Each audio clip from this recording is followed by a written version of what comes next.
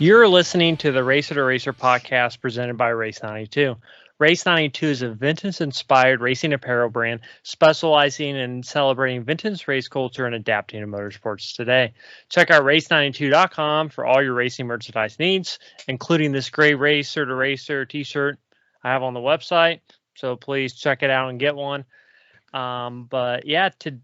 First off, let me say, I'm your co-host, Aaron McAtee. Other co-host you may have seen walking out of great clips with a big old smile on his face, like we talked about last week. He just came out of one recently.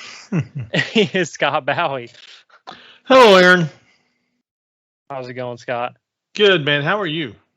I'm doing good. Good. So we have a great show today. We are interviewing the current voice of the Indy 500, Mark Jaynes. Yeah, it was such a great talk, and I had never met him, and it was just real engaging, and it was just a fun talk, and they're probably the best at what they do in sports, not just motorsports, but in all of sports. The IndyCar Network and IMS Radio Network, whatever you want to call it, is just man, to me, I just think they're the best, and they've had this lineage now for several years, and they keep passing it down, and they keep making it better. And it's just they're,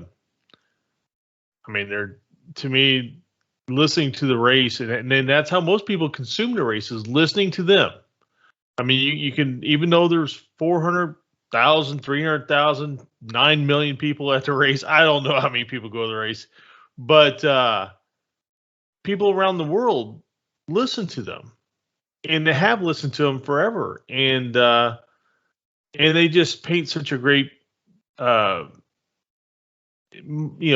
for the mind's eye, a painting for the mind's eye to really grasp the race. And but it was a great talk. Yeah, he definitely has one of those nostalgic voices that you may not know his name. A lot of people listen on the radio, you're probably not going to know the people's names that you're listening to, but if you hear his voice, you're probably going to know it if you ever listen to racing, IndyCar races, Indy 500, because it's definitely, very, and it was really cool to talk to him and really, I guess, kind of hear that voice. It's kind of like, I don't know, it'd be like talking to Tim Allen if you're a big fan of Toy Story. It's just like certain voices. It's just like you kind of pair that with racing. So it was definitely cool, kind of like Paul Page. I mean, you think about Paul Page, Mike King, just all distinctive voices, and like we've talked about, they pass that lineage.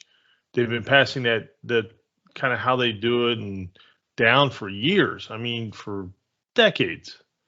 And it was again, just such a great talk, and I really enjoyed speaking with him, and hope to speak with him more in the future because he is just a real engaging person. Oh, yeah, absolutely. Definitely a very nice guy. And he always says that people have always helped him out a lot. So he always feels like, that he should return the favor to other people. So we definitely always appreciate that. Yeah, no, I do. And I again, it was just, man, it was so great. So obviously big news in IndyCar racing. Alex Palou wins the championship. Colton Herta wins the Long Beach Grand Prix. Yeah, boy, there for a brief moment, it looked like Joseph Newgarden. Man, it was kind of all aligning for him, but it was such a Hail Mary to throw to win it. But the first lap, Ed Jones gets into Pato, stacks him up. It stacks up both Alex and Colton because they were starting farther back. And boy, I mean, just a little twist here and there, and yesterday could have had a whole different inning. Oh, absolutely. But I mean, even if Newgarden won, Palou would have still had to finish what? Well, if he would have crashed on the first lap. I'll give you that. Yeah, no, for sure. I mean, when Grosjean dropped out, Palou officially won the championship. So it was that late in the race, right, before it was really sealed up. Absolutely. So, and Colton Herta, obviously, he's been strong most of the year. I would say after the first couple races, he definitely wasn't as good they definitely slowed down a little bit. But I mean, you know, he still won like the pole Mid Ohio, but you know, it's really good seeing kind of Andretti maybe coming back. I mean, Hinchcliffe was running up there, and Hinchcliffe was good. Hinchcliffe, you know, everybody forgets he ran third at Nashville. Yeah. So I mean, their street course package is good. You know, Ryan Hunter-Reay was pretty good. He gets caught up in some melee, and you know he goes 2 laps down, but with cut tires. But you know, it's just it's kind of sad to see the winds of change come for Ryan Hunter-Reay, and Roman is going to take his spot. And it looked like they gave him a great send off at Andretti yesterday. Everybody signed the wing. It looked like the entire team signed the front wing, and then I guess according to Marshall Pruitt, he had a photo of the dash. I guess when the race ended, the dash came up with his picture on it from winning the Speedway with the American flag. That's cool. Yeah. So on the wheel itself, I said the dash, but on the wheel itself. So, you know, and if you listen to Ryan, he sounded like he was ready to move on. Mm-hmm. So it'll be interesting to see. I hopefully it's not part-time next year. Hopefully it's not just Indy only, but if it is, boy, you got to salute such a great competitor and absolutely great champion and Indy 500 winner. And but man, a lot of news coming out of IndyCar the last couple of days. As you saw today, Simon Pagenaud officially going to Meyer-Shank. And you know, so it's going to be he and Halio. That's going to be that's going to be the yin and yang, man. Fiery and then laid back, you know. So, but a lot of knowledge is going to Meyer-Shank, and man, I think they're going to be tough next year. Oh yeah, absolutely. And you know, I know Elio really. I mean, when you look at Elio the past, I don't know what 5 or 6 years, he really hasn't been competitive anywhere but Indy. Yeah, but you know he was good at Long Beach, and he was not bad at Portland. And it seems like he's got kind of a fire to him. And you got to remember it's kind of an Andretti car as well. I mean they're a shared technology deal. So I don't know. It's going to be interesting. You know, they're not going to win a championship or anything, I don't believe, but I think they're going to win some races. And then, of course, that leaves Jack Harvey not officially announcing where he's going yet, but they keep saying that deal's in place. And then what else was announced? Obviously, Roman to DHL car. And then, Sebastian Bourdais. They're saying he's looking to do full-time sports car next year. That's right, and then part-time IndyCar. Part-time IndyCar, and that's too bad. I really enjoyed watching him run IndyCar full-time, but for whatever reason, that Foyt deal just never quite gets their legs under them.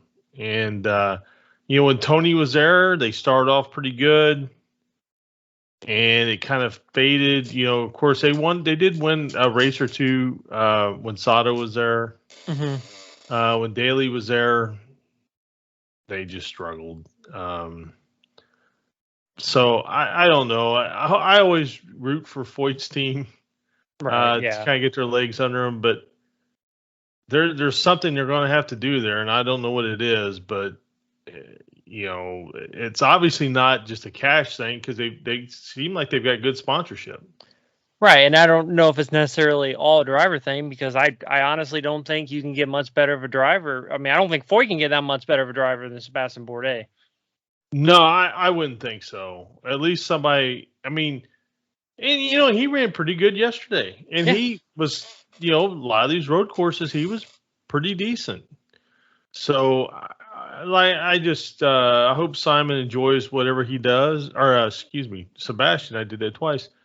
Sebastian enjoys whatever he does, and I do hope Foyt and them figure out what's going on there. And I know the primary sponsor, Rocket. I've heard a lot of rumors they want to get more females involved in Tatiana Calderon. I may have said her name wrong, but she did the test in Mid-Ohio, and it sounds like she may be running for that seat. Yeah, and that's good too. And I mean, if you can run the times and you got the skills, let's go. That's what I say.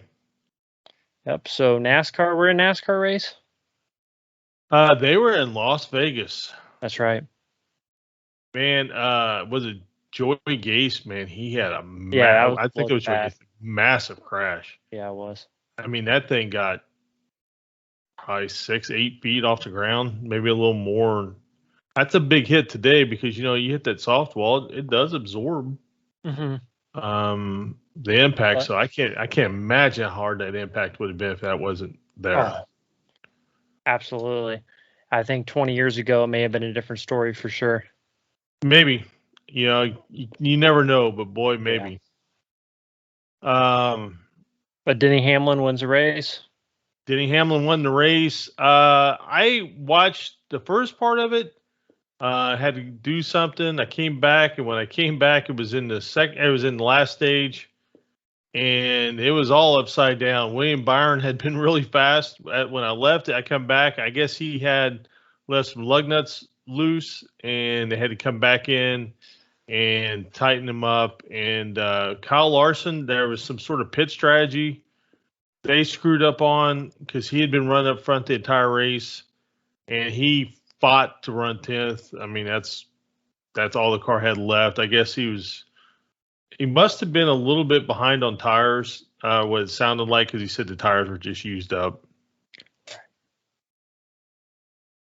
But other than that, Denny Hamlin, man, he has been hot in those playoffs. So it's going to be interesting to see how that works out. Christopher Bell unless he had a comeback last night, I didn't realize, but man, he had a terrible. They just weren't good yesterday. He got damage, and I forget some of the others. Tyler Reddick, although he's not in the playoffs, man, he looked great last night for a long time. He faded, I think. I think he still finished top 10, but man, he was really fast for a huge portion of that race. So we have Formula One. Lewis Hamilton reached 100 wins. Yeah, congratulations to him. Man, 100 wins in F1. Imagine that. Yeah, that's just crazy. That's a staggering number. What is the all-time win list like? Do you know? I don't know off the top of my head. It's a really good question. I mean, he's up there. I know he definitely passed Michael Schumacher. I have to believe that 100 is the record. I mean, I just can't believe 100 wouldn't be the record. Yeah, so the record is Lewis Hamilton. Yeah, I knew it had to be. He's way ahead because number 2 is Michael Schumacher, 91. Yeah, which that's a staggering number 2. Boy, and Vettel's 53. I didn't realize he had that many. I didn't know he had that many. Anybody who has a chance, check out the Schumacher on Netflix biography, documentary, whatever you want to call it, on Netflix. It's kind of heartbreaking. I wasn't a big Schumacher guy, but it's really sad. Like his son just talking about how now that he has this thing, he wishes he could talk to his dad because it's something they could discuss, sure, and trade information on, and he can't. And it's really, pretty sad, but it's a good story. And I think anybody who's into racing should watch it. Yeah, and even if you're not into racing, it's a great documentary. Yeah, I agree. Is there any other really good documentaries out right now in racing? No, I'm trying to think. I know there obviously like the Senna documentary. I think that's on Netflix, or at least was on Netflix. Yeah, that's really good. I saw that in the theater. I was going in to watch it, and Brian Gerster midget sprint cars and that, and he and his dad were going to the same theater when that came out. But yeah, that's a great documentary. There's a couple low key ones. There's one that guy who was going to drive for Penske. Yep, that's what I was going to talk about. Rodrigo. Yeah. That one's a good one. Oh, very good. I don't know. I'm sure there's others I'm just missing. Of course, there's a lot of good shows out, man. I like Dale. Anything Dale Jr. touches right now is pretty much gold. Like his Lost Speedways. Oh yeah, he did that documentary on Chase Elliott too. Is really good. Oh, I haven't seen that. Yeah, it's on Peacock as well. Is it? I'll have to check it out. I haven't seen that one. Yeah, he goes to his hometown and. Is it about Dawsonville? Yeah. Oh, okay. I think I've saw the title, but I obviously I haven't watched it. But and hopefully there's some more good stuff coming down the pike, and everybody sees what Netflix has done for F1, and I'm sure there's going to be a lot. I'm sure IndyCar is lining up to do something. I'm sure NASCAR is lining up to do something. So that'll be interesting. Hopefully the IndyCar stuff, once they do it, will be pretty revealing. Because for some reason, and I don't know why, they've done a lot of shows over the years, but it's just like people just don't seem to get to know the teams and drivers. So. Yeah, and I definitely think there's more, and that all comes on the marketing side. I mean, there's more they can do on social media, more they can do on like YouTube. But yeah, I mean, like the Netflix stuff is great for people to really be familiar with the drivers and the teams. Yeah, I agree, and I think that's what any of these series are going to have to do. It's kind of going back to what I said before. I know people who know nothing about racing, and they're watching the F1 Drive to Survive. Yeah. So automatically, it's getting new fans. Well, yeah, in F1 racing, I think I saw something somewhere we're talking about the popularity's never been higher, I guess, in the United States. And, of course, the old saying was, well, you got to have a U.S. driver for people to watch. Well, that's never the case. I mean, you just got to have something compelling for people to watch. Exactly. Well, I don't think we have any other racing news, do we? No, I want to say happy birthday to my dad. He says he turned 90. I'd swear when I do the math, it looks like he turned 89, whichever. But I'd like to say happy birthday to him. Yeah, happy birthday. His birthday over the weekend. And, he, if it wasn't for him, I sure wouldn't be sitting here right now talking racing, because he's the one that got me into racing. So I think we should have your dad call in at some point. Well, his hearing is not great, so calling in would not work well. He doesn't remember a lot of the old stories and stuff like he used to. So unfortunately, I know even he was offered to be on a couple shows, like when they come in, restored old cars, and people wanted him to be on there because he knows about the engines and stuff like that, and he just kind of turned it all down. He doesn't really talk too much about racing. Every once in a while we'll talk about racing, but he doesn't really talk too much about it. And so unfortunately, those are going to be a lot of stories that are going to be lost to time at some point. But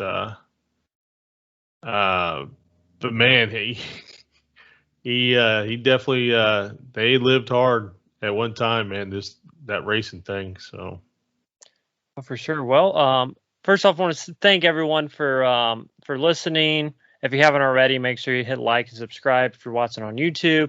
If you're listening on Spotify or Apple Podcasts, please follow us as well, and we definitely appreciate it. And we'll go ahead and get into Mark Jaynes, and like we were saying, it's a great interview. Yeah, and I'm hoping the time, as the winter comes along and people have more free time, I'm hoping we can kind of interview more people like Mark as well, just because they have a story to tell as well. I mean, that racing for him is pretty all encompassing. I mean, he does have another life, but But I mean, he has to dedicate a huge portion of his life to racing. So, but yeah, it's a great talk, and I just hope everybody enjoys it. Our guest today has been with the IMS Radio Network since 1996. He is the current voice of the Indianapolis 500. We are joined by Mark Jaynes. Hey, Mark. How are you doing? Thanks, how are you? Thanks for having me on. I appreciate it. Oh, no, thanks for coming on. I think me and Scott are definitely the weak link in this interview. Yeah, so very much. That's very kind of you, for sure. Thank you. Well, you're a communications teacher, correct? Yeah, at Monrovia High School, my alma mater. Please grade me on a curve. I deal with high school kids, so I think you'll be fine for sure. Oh, I don't know. You haven't met Scott. I've been at that for a number of years now. I've been back at Monrovia for 5 years, and we've got a great program. My first year, I started with 10 kids, and we're up to 50 now in 4 different classes. Wow. And we're having fun for sure. It's a labor of love. And what's really interesting is that kind of how, much like us doing this podcast, where we're doing the podcast and we have a YouTube, this goes in YouTube as well. It's really something that's right in your wheelhouse now. The technology makes it so interesting and so easy for the kids. What technology is what makes it so interesting and so easy for the kids. I do a unit on how to shoot video on one of these. Dave First, who of course is the vice president of communications for Penske Entertainment, was the longtime sports anchor at the ABC affiliate, and of course worked with us on IndyCar Radio. And Dave would allow students of mine to take their phone and shoot video highlights on the sidelines and send them to him on Friday nights, and he would use them on his sportscast. And when Dave left, that obviously created a void for us. And Charlie Clifford, who's with the CW affiliate Wish TV in Indianapolis, graciously allowed one of my students to do that last year, and we're making arrangements for another one to do it this year. So technology, all of our editing is on iMovie, on IMAX, and MacBooks, and our administration has probably dropped about $30,000 in equipment and cameras over the past few years, and it's a nice tie for sure. And I'm allowed through people like Dave and Charlie Clifford to give our kids some firsthand contact with industry professionals and some of the best in the industry. So it's a great opportunity for a small rural school as we are, for sure. Oh, absolutely. So you want to talk a little bit about how you first got interested in racing? When you grow up in central Indiana, I don't think you really have a choice in the matter. I can remember being in the backyard on Memorial Day weekend with my parents, and my dad had the scorecard from the Indianapolis Star, and we would listen to the IMS Radio Network, and eventually it got to the point to where my mother and I would place $1 or $5 bets and each pick 3 drivers, so I think I was first bitten by the bug probably 1971, I think. We took a field trip to the old museum that was at the corner of 16th and Georgetown. It was a single-story museum, and the first one that they constructed there at the Indianapolis Motor Speedway, and just the cars. I bought Al Unser's Johnny Lightning Special postcard, and I bought a postcard of the late Art Pollard because I liked the way his car looked. It had a lot of red on it at the time, and I was a big Reds fan.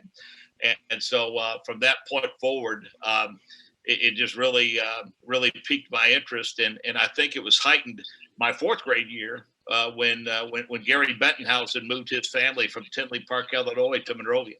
And moved about a mile from me, and his twin sons Todd and Kerry were classmates of mine.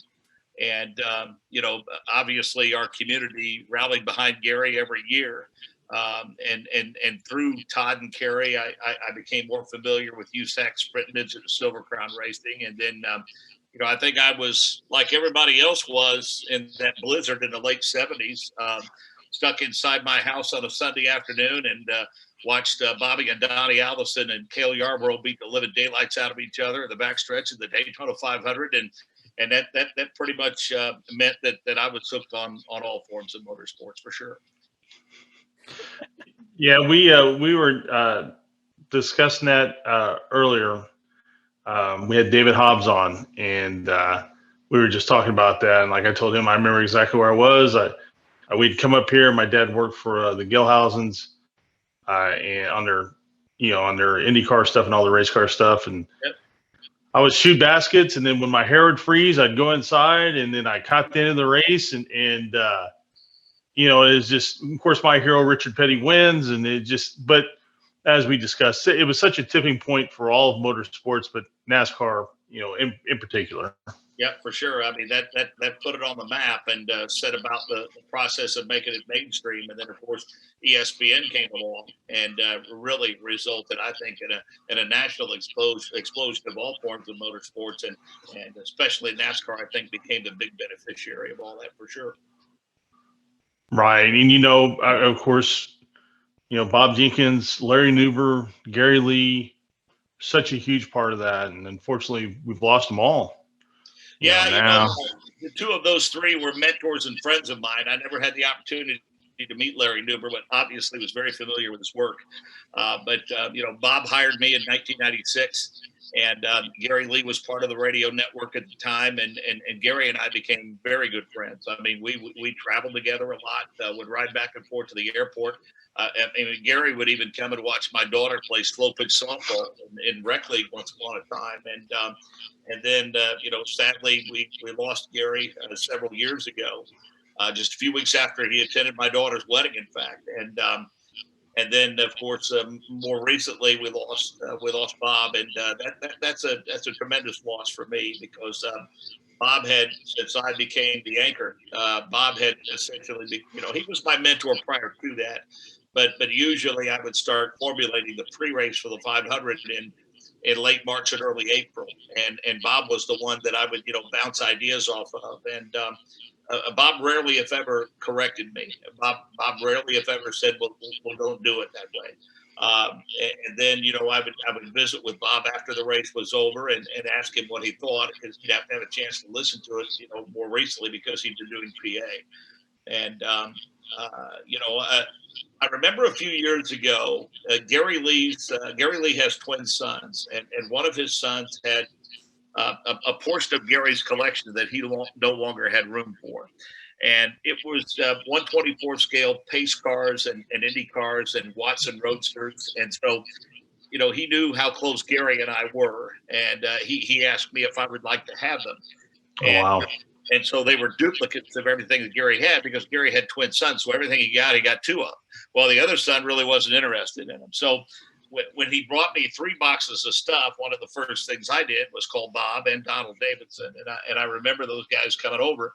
And as I unpacked the cars, they would tell me the stories behind each and every one of those cars and the history of them. And some of those cars, if you lifted the hood up on them, they had A.J. Watson's autograph on the inside of the hood. Oh, wow. And I've since returned those to Jason because we were living in Speedway at the time, but we've since downsized to a single-story, 2-bedroom, 2-bath condo. And, I had to negotiate some space with my wife, and quite frankly, I don't have that much space anymore. And luckily, I was able to return them to Jason because he built a bigger home and all as well. But, Bob was obviously what you saw was what you got from Bob Jenkins. I mean, he was not a different guy behind the scenes. He's as humble a person as I've ever met. And I loved him, and I'll miss him dearly for sure. Yeah, and I think we all will in our own ways. At least I will. So, you and millions, that's for sure. But that's right. I said in my tribute to him, thanks to technology, he'll get the immortality that he deserves, and we should all be thankful for that. I agree. Yeah, absolutely. It's just amazing, like, how iconic voices are. It's kind of like a song, like, if you hear a song, you'll think about, the first time you ever heard that song. And it's kind of the same way for me with, a lot of those guys, like Bob Jenkins' voice is synonymous with what finished in 1992 Indy 500. When I think of like the 90s, for example, on ABC, I think of Paul Page. Sure. So, I was fortunate when I became the anchor because, I had worked under Mike King for a number of years. And then I got for 2 years after Mike left the network, I spent 2 years with Paul Page as anchor. I worked all those years with Bob as anchor. At times when Bob was doing both radio and ESPN, Gary would anchor, and I learned a lot from Gary. I give Gary Lee a lot of credit. I was, I think, a pretty accomplished broadcaster when I joined the network in 1996, but Gary made me a motorsports broadcaster. He taught me how to talk to drivers and crew chiefs and team owners, and taught me the language and the verbiage. And then, of course, I've worked with Doug Rice for years on the Performance Racing Network, and so I tell people I had 20 years of AAA before I got the call to the big leagues, and I'll go back to 1996, my first year with the radio network. Now, again, I'm a kid who grew up in Central Indiana. At a very early age, got the broadcasting bug. And so I walk in our office on race day morning in the old configuration of the grandstand. We had a ground floor office, and there's Bob Jenkins and Chuck Marlowe, and there's Howdy Bell, and there's Jerry Baker, and there's Bob Lamey, and there's Ken Double. And I'm thinking, man, I don't have any business being in this room. Did I get in here? But all of those guys were so gracious to me and made me feel welcome almost immediately. And all were supportive. We used to have a breakfast every year to start the year, and I got to know Darrell Weibel, and I got to know Doug Zink, and got to know Ron Carroll, and all of those guys really well that were part of our heritage and our history with the radio network. And it's an honor and a privilege to be a part of it, and it's one that I don't take lightly. I mean, I'm just the sixth anchor in almost 70 years now for that network, and I said in 1996 when I started as a pit reporter, I'll never forget it. I came home after my first race, and my wife said, "Well, how do you think it went?" And I said, "Well, I think it went well, and I think they were happy." And I said, "But you know what?" I said, "If they don't ask me back, I've done it one more time that a lot of guys get to that want to." And I said, "So we'll see what happens." And a couple of weeks later, I got the phone call, and the following January, I started traveling with them full time. So I guess, as they say, for the last 25 years, I've been playing with house money. So I'm lucky in that. Right. Yeah. I read something and I thought it was really interesting. So, so you used to do mock broadcasts in your living room during the race, right, with a tape recorder? Yeah, I mean, I was at Hall Elementary School, which Hall, Indiana, it was a school that fed into Monrovia. And Hall is the birthplace of UCLA legend John Wooden, by the way. Martinsville claims him, and he graduated from Martinsville, but he was born in Hall. But in fifth grade, I had just come off the playground, and I had a retired Marine colonel as a principal, Niall Denning. And he stopped me one day, and he goes, just out of curiosity, he said, "What do you think you want to do with your life? What do you want to be when you grow up?" And I said, "I'm going to be a Major League Baseball player." And he said, "Well," he said, "I've watched you play softball the last couple of days. You're not very good, so you might want to rethink that." and he said, and with your inability to keep your mouth shut, your obvious love of sports, you ought to think about a career in broadcasting or journalism. And guys, if you were here with me, we could get in a car and I could drive you right out to that school grounds and show you right where that conversation took place back in 1975. Wow. I'll never forget it. And so we went down to his office, and he talked to me about, calling radio stations and writing letters to disc jockeys and newsmen and sports. He told me to get a broad-based background in all of that. And so with that, I was kind of off and running. And that year, I asked for a realistic cassette recorder for Christmas. And my parents got it for me. And from there, I would, like the old story goes with a lot of broadcasters, I would sit on the living room floor or in my bedroom, and I would watch games on television and call the play-by-play. And then at May, I'd start making up mock Indy 500s, and I'd get other guys in the neighborhood to be Johnny Rutherford or Mario Andretti or Al Unser Sr. or Bobby Unser. And yeah, that's kind of where this crazy journey began. Oh, wow. You didn't keep those tapes, did you? My mom gave me one years ago, and it wasn't of a race or an interview.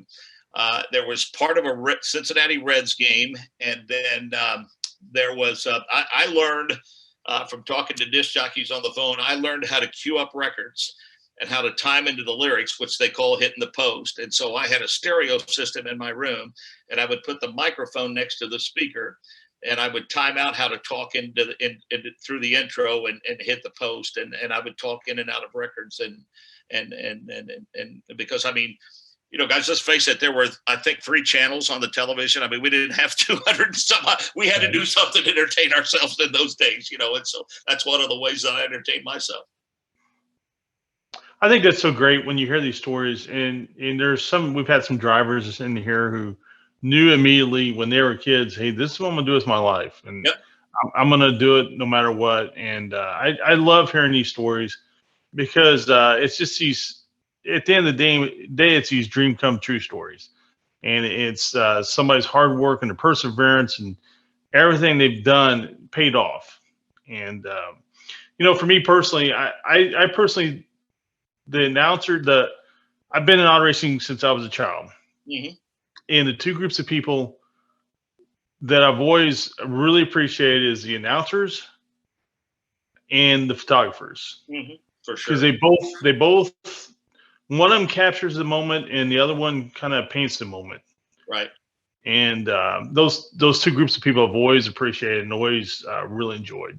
Yeah, I mean, we, about as close as we get to harm's way sometimes is when we have pit reporters down on pit road. But right. And I know photographers who have put themselves in harm's way and put themselves far more at risk than we ever do in an effort to try to bring people, close to the action. And yeah, there are a group of people that I have a tremendous amount of respect for. And Ron McQueenie was a longtime chief photographer at the Indianapolis Motor Speedway. Mm-hmm. And I remember talking to Ron one time a few years before he retired. And I said, well, I bet digital photography has made your job a lot easier, hasn't it? He said, oh, no, quite the contrary. He said, digital photography has made my job tougher because my bosses want to see those pictures a hell of a lot quicker. He said, I can't use the excuse that now I got to go develop the film and then cut them and process it and all that stuff. I mean, it's on an SD card and I got to download it and post it right away. But no, thank you for the kind words about what we do. And that's certainly our goal with everything that we do is to make people feel like that they're there for sure. And we're honored that you would mention us in the same breath with those talented photographers that are out there for sure. Yeah. I'll take a photograph of like one of our race cars or something. If it's a really good shot, I'll study it might be for hours. Mm-hmm. And just looking at the different things, what's going on with the car, what's kind of everything that's going on. But at the same time, when you guys call races, especially when it's not something we're watching, it's something we're hearing. Right. And I said this to Paul Page, the beauty of the IMS Radio Network is as long as you've ever seen one race there, you have an idea what's going on from the way you guys describe it. Mm-hmm. Because as long as you know the track layout and that sort of thing, you can picture it in your mind's eye. And I was telling him the day after this year's 500, I heard Dan Dockies talking about the race. And I guess that maybe that was the first time he had ever listened to the race on the radio, really listened to it. And he was basically just talking about how mesmerized he was by it. Yeah. Like there were things like he just didn't do that he had planned just so he could finish listening to the race. Yeah. And that's just a huge compliment to you. It's a huge compliment to what Sid started and that lineage you guys have just passed down, keeping that string of professionalism and in your goals, your main goals in place. Well, I had a conversation with Donald shortly after Bob passed away. It was on, I think, Wednesday of last week. And I told Donald, I said, well, you realize all the pressure's on you now. And he said, how so? And I said, I want the listener to be pleased. Certainly. I want my bosses to be pleased. I want my family to be pleased. But, the 2 people whose opinion I held in highest regard of my work as the anchor and our work on the broadcast were Bob and Donald. And now that falls to Donald. I told Donald that. I said, for whatever it's worth to you, good or bad, that falls to you. And he said, I'm very flattered by that. He said, but can I ask you why? And I said, because you guys are the link back to Sid in my mind. Now, Bob never worked on the network with Sid, but he worked with Paul just after Sid. But Donald goes all the way back to Sid. And while, if you listen to some of our old broadcasts, however you do that, be it on the TuneIn app or if you purchase them or whatever the case may be, this is how I characterize it.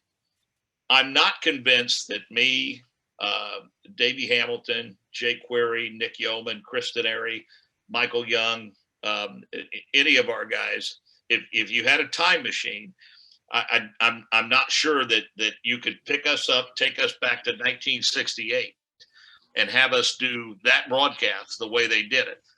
But I'm also confident that you couldn't take that 1968 crew and bring them to 2021 and have them do that show. I mean, for a period's time, we actually eliminated turn one because we just didn't have a lot of time.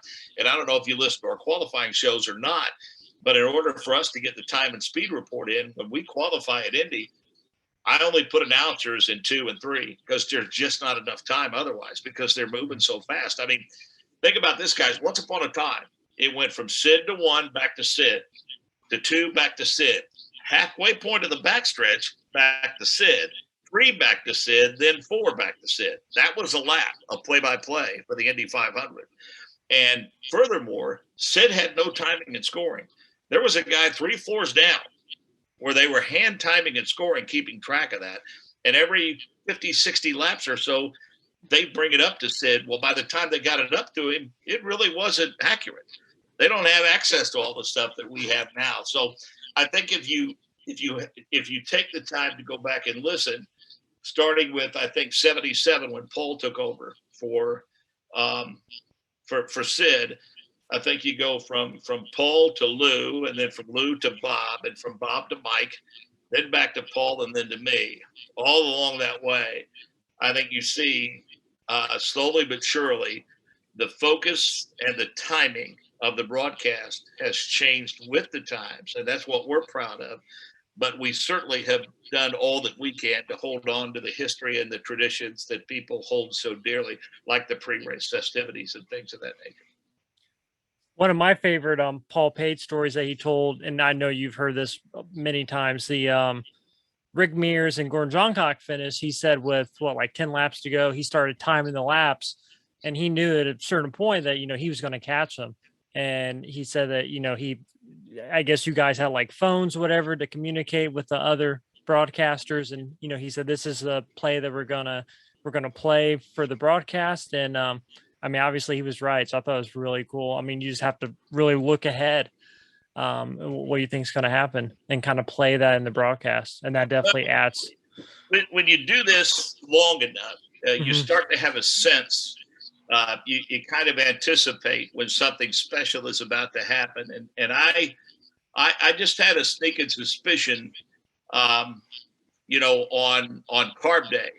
I don't think that Elio ran the full complement of the session, but he was fast. So, Davey Hamilton, our driver analyst, said to me, he goes, I think Elio's pretty happy with his car.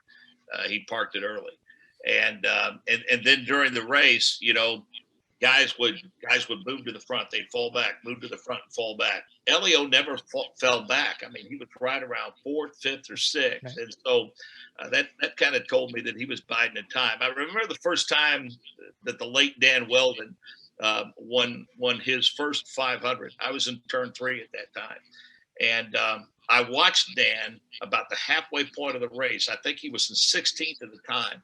And they had just made pit stops. And Dan came down the backstretch, and he went to the high side in 3, and he passed 4 cars. And so I hit the intercom, and I said, Mike, when you have a moment, I need to make an observation about Weldon. And so he threw it to me, and I said, Mike, it's a long race, and we're only at the halfway point, but I just saw Dan Weldon do something I've not seen anybody do in the time that I've been out here. He went to the high side in 3, and he passed 4 cars like they were sitting still. And then Dan goes on to win the race. And, that as Paul discussed, those are the things that I think give you confidence that you've paid attention to what's going on, and you're a pretty good judge and can anticipate when something special is about to happen for sure.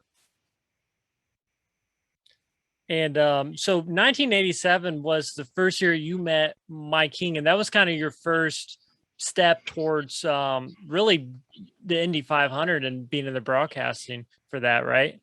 Yeah, I think, it might have actually been, 85 or 86. It was somewhere around in there. I was a student at Indiana State at the time. And through the late Dave Sabini, who ran the campus station. I was hired to do afternoon news at WTHI Radio, AM and FM, and we had an AM FM TV combo there.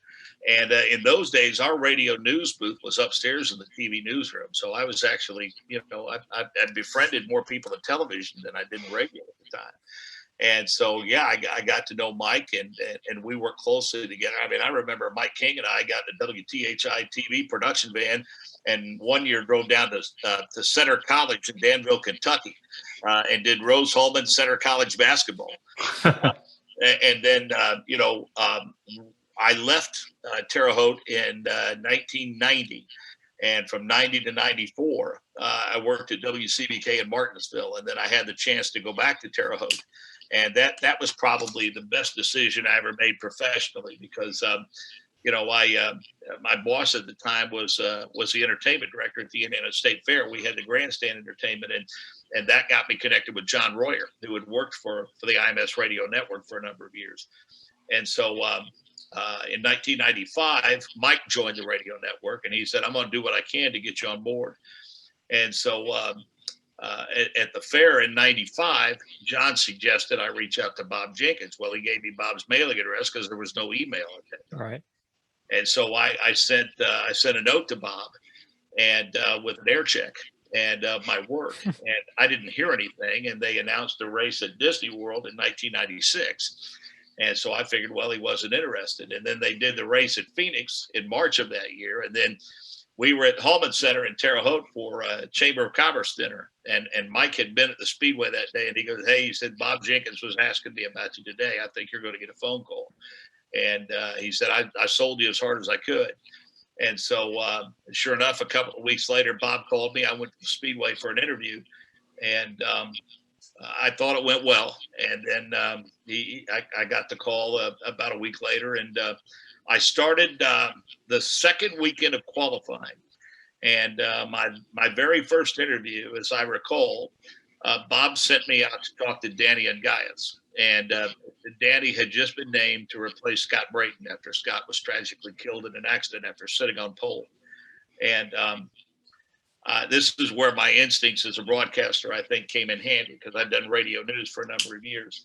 He's leaning on the back of the car in the garage, and as I'm walking up to him, I disconnect my microphone as if to say, this is off the record.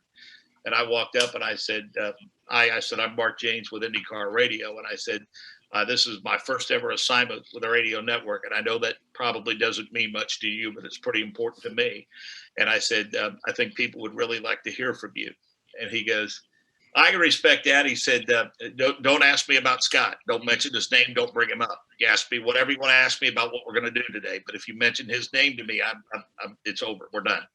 And so, I did as he asked, and didn't mention anything about Scott, and got back to the office, and Bob was pretty impressed, because he said, Danny was difficult enough to deal with under the best of circumstances. And so that was kind of throwing me into the deep end to see what I was about. And then we get to race day, and my pre-race interview was Buzz Calkins. I spent more time talking before we went on the air to Rick Neuheisel, longtime college football coach, because at the time he was coaching Colorado. The Calkins family was from Colorado, and they were friends. And so I did the interview with Buzz, who's one of the nicest people I've ever met in motorsports, him and his entire family. And so Mike was on pit road that year, along with, it was me, Mike, and Vince Welch. And so Mike and his wife, Nicole, they're walking just in front of me, and we get out to Gasoline Alley.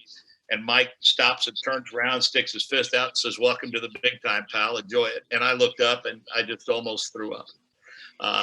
Just the magnitude of where I was. And here I am, some corn-fed kid from Monrovia. I mean, what am I doing here with these guys? I mean, this is the biggest stage in the world. But, fortunately, the instincts took over. And, once the green flag flew, the butterflies went away, and we went about the job.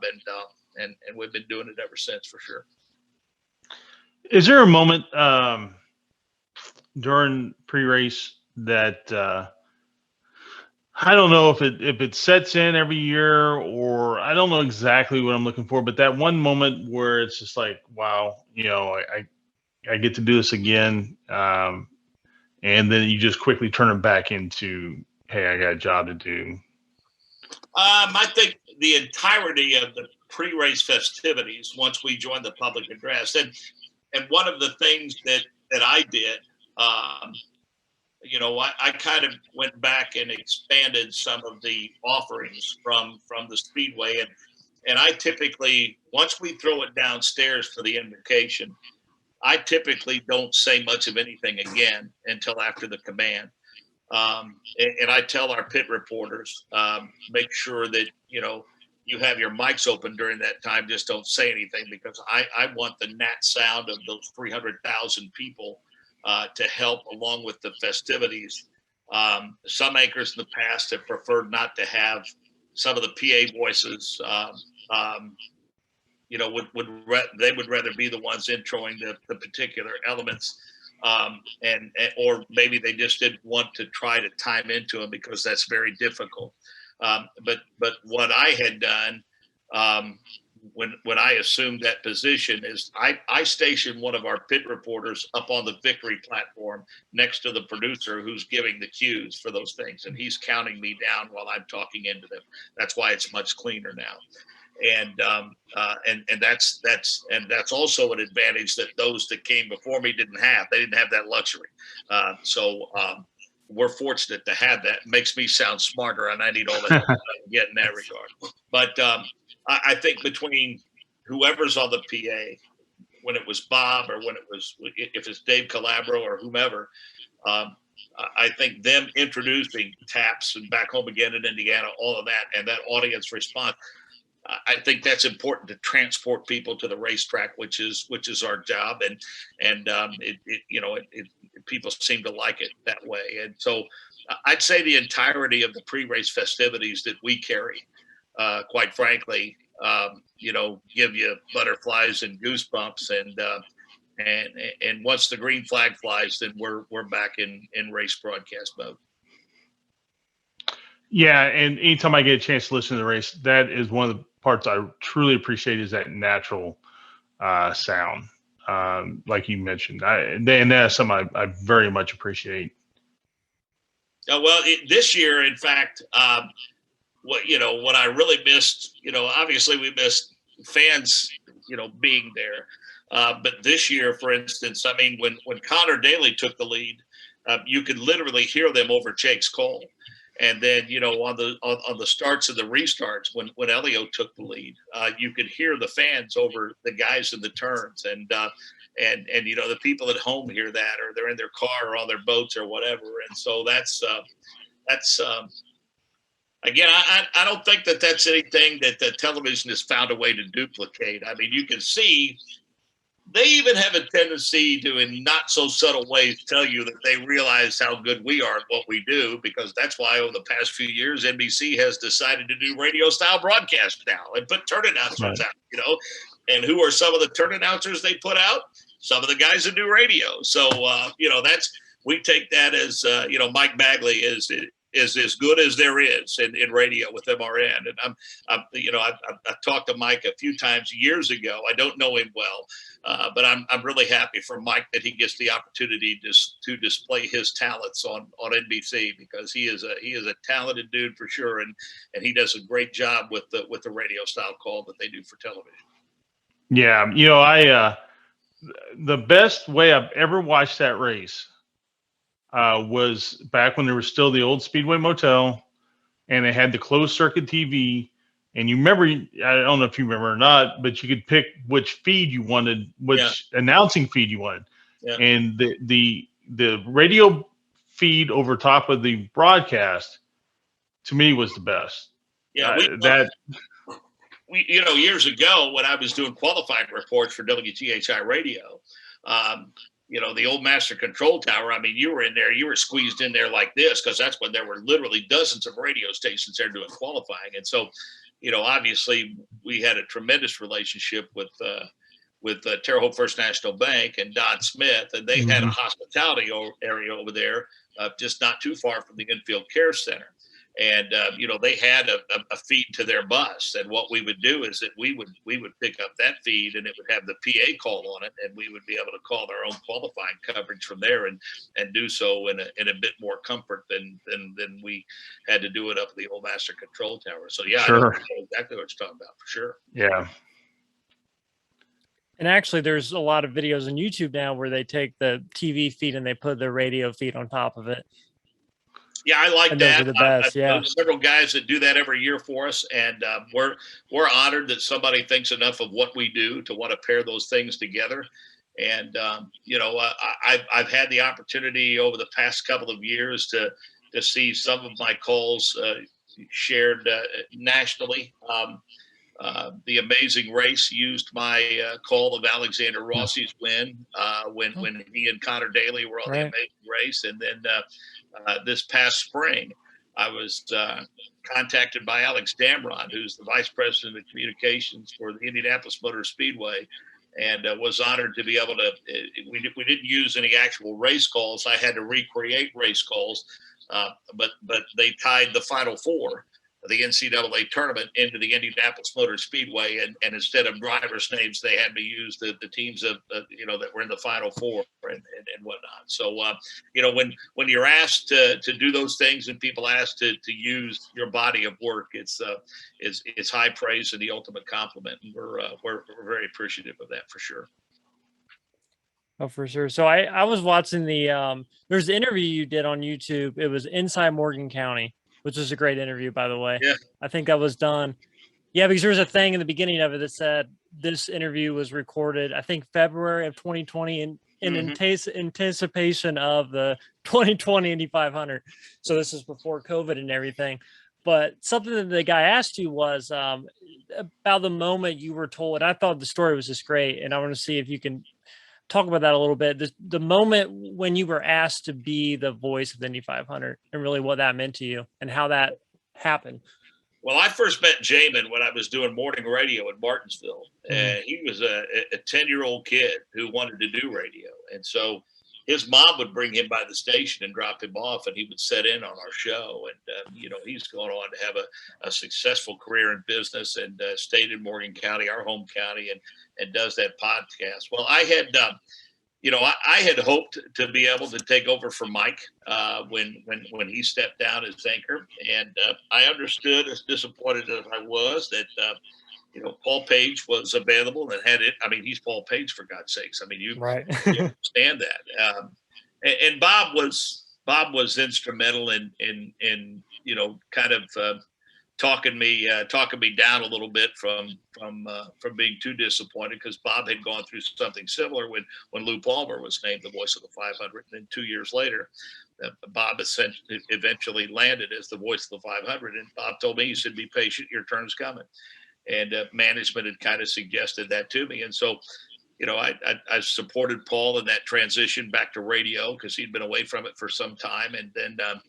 The decision was made that Paul was going to retire, and so I met with management, and I just I told him, I said, I'm not a household name by any stretch, and I said I've never wanted to be a household name. I just wanted to be a respected broadcaster, and I said I think I've done that, and I said you look at Vince Welch, you look at Kevin Lee, you look at Bob Jenkins, you look at Paul Page.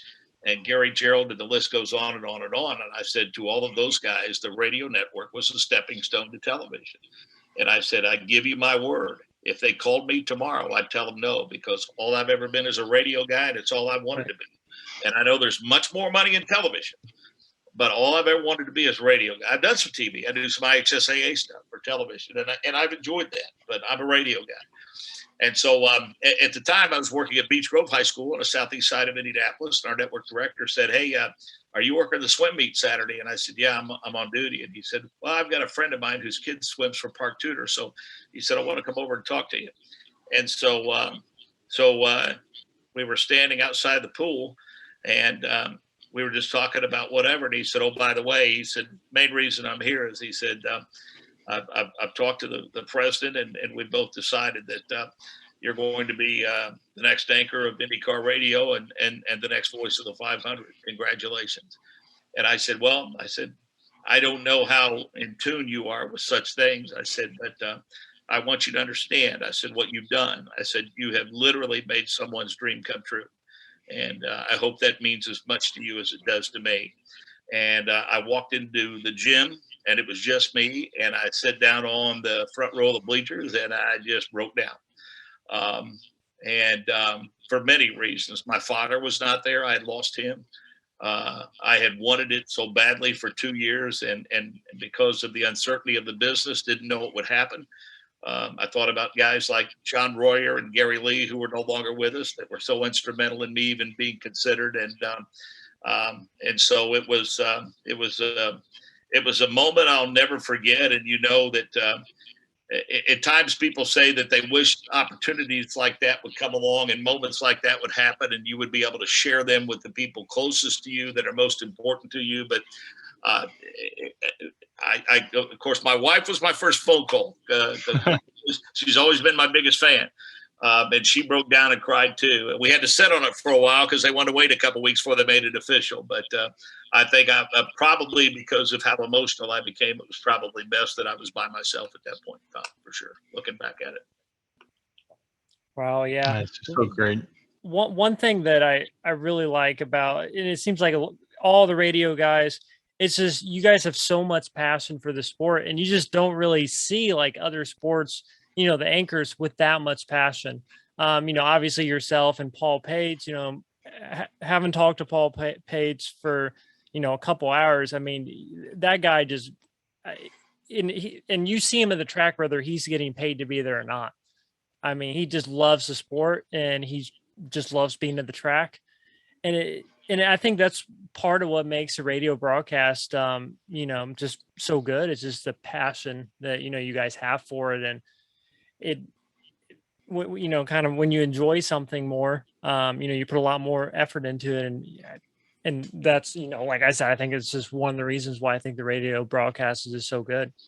Yeah, just to reaffirm your point for sure is, I mean, you look at, I'm a Central Indiana guy. Jake's a Central Indiana guy. Chris Denary is. Rob Blackman is. Nick Yeoman is. Ryan Marine. Michael Young grew up in Ohio. Scott Sander, who we added this year, Central Indiana guy. Alex Wolff, a Central Indiana guy, and so on and so forth. Dave First was an Indiana guy. And so, this is something that we all grew up being very, very passionate about. And like I said, I mean, I mentioned all the forms of motorsports that I've become a fan of over the years. I mean, if you're roaming around the grandstands Wednesday night in turn 3 at the Indianapolis Motor Speedway, you're probably going to run into me, Michael Young, and Nick Yeoman. We've already made arrangements. We bought our tickets. We don't shake anybody down for press passes or credentials or pit passes or anything. I mean, we want to support the sport with our dollars and cents, and so we've all bought tickets, and we're going to be in the stands Wednesday night for the BC 39. And like I said, Mike and I covered, I don't know how many races we called at the Terre Haute Action Track on our AM station over the years, too many to count. We got to see me and our producer Sam Rumza and Nick Yeoman and I were at the SRX event at Lucas Oil Raceway Park, and because we're fans of the sport, we trust that passion and enthusiasm comes through in the broadcast for sure. I think it does, and that genuineness. And not to be funny, I mean, it's kind of funny, but we don't really have a radio guy, with the voice, and our TV guy with the voice, and it's Sunny and 72 and all this, that, and the other. We don't have that guy. That guy's not part of that broadcast. And really in Indianapolis, at least in our sports, we really don't have that guy. I mean, you go to other cities, and it's kind of, did I just see this guy in Vegas? I'm in LA, and is that guy, or wherever I'm at, or Florida, and I think I've seen this guy before. They all kind of sound the same, and that's just not kind of how Indiana is. And like you said, I think that genuine passion is what comes through, and maybe that's the whole reason why it's so great. And even a guy like Jerry Baker, who I loved Jerry Baker when he was doing the Pacers, and I really miss Baker, doing the TV call for the Pacers and that. And I mean, we've had such a great history in this town of our announcers and our sports people, and it's very rare, I think. I'll tell you how connected Bake and I are. In 1961, I think it was, Jerry graduated from Indiana State Teachers College, and he was hired at WBOW, longtime legendary AM station in Terre Haute, Indiana. And in 1980, he was hired by the acting program director at the time, Martin Plassick. And in 1986, Martin Plassick was the news director at WTHI Radio, and he hired a young kid from Indiana State named Mark Jaynes.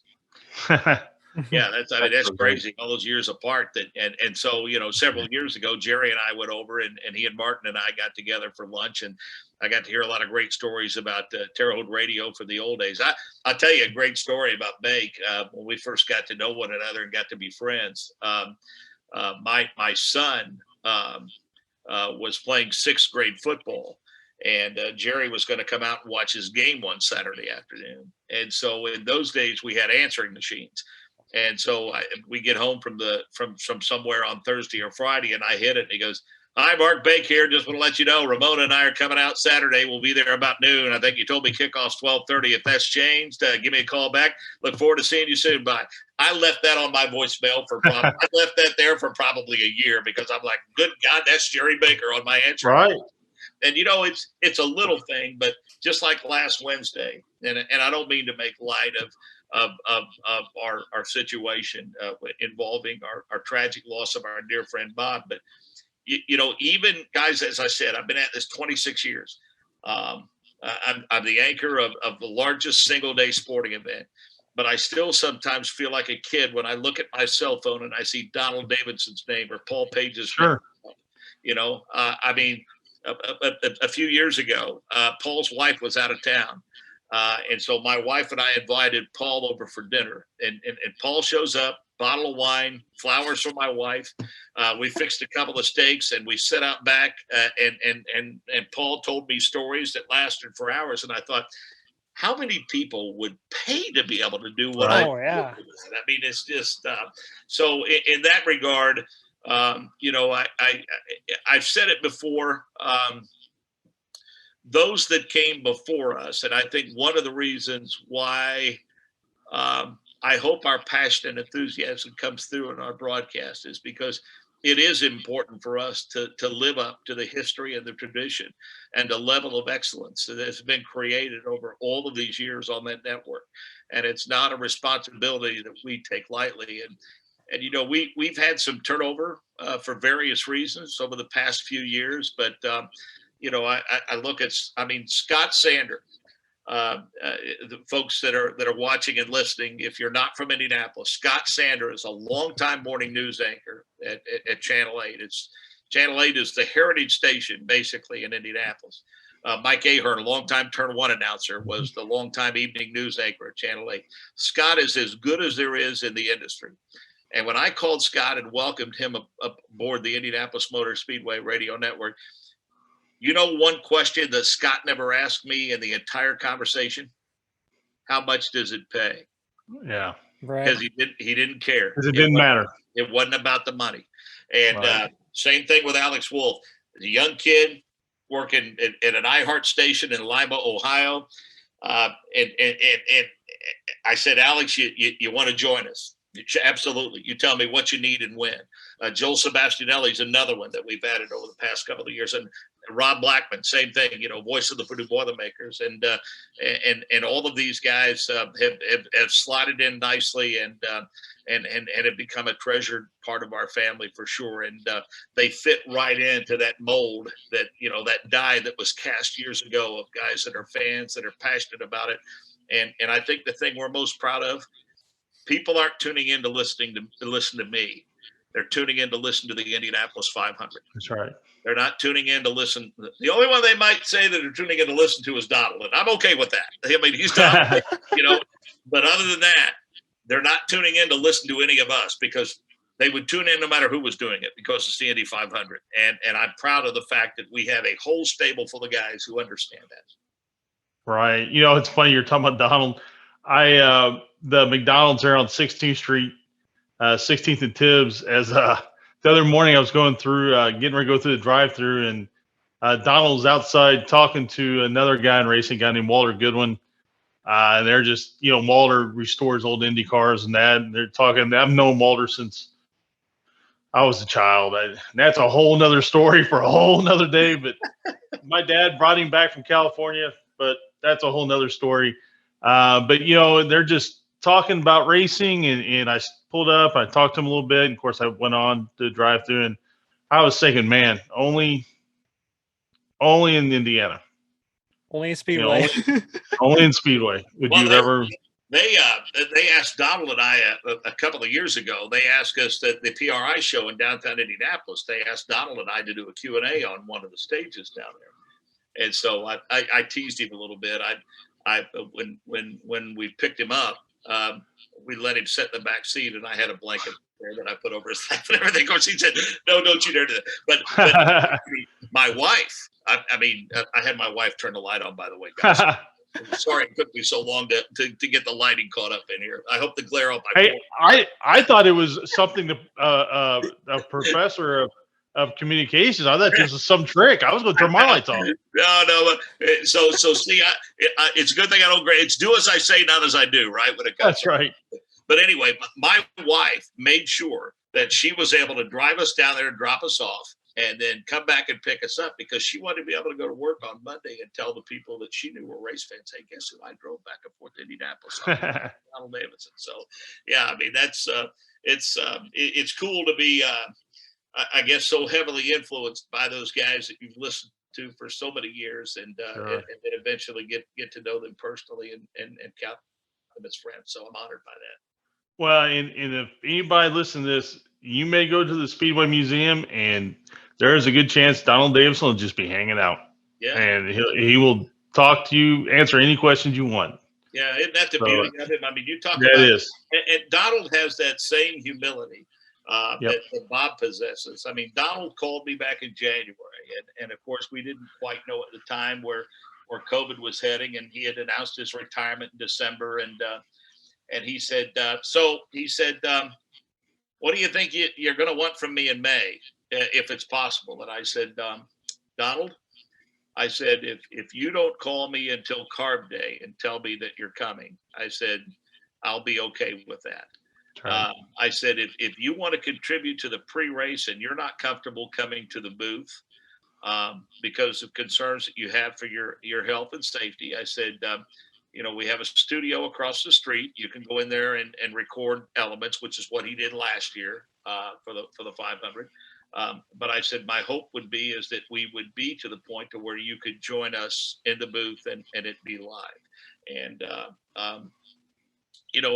I think that he's as unattached to his legendary status as anyone who has achieved that. And, there are many things that I admire about him, but that's probably at the top of the list. And he is a proper English gentleman. Mm-hmm. He's always been incredibly gracious to me.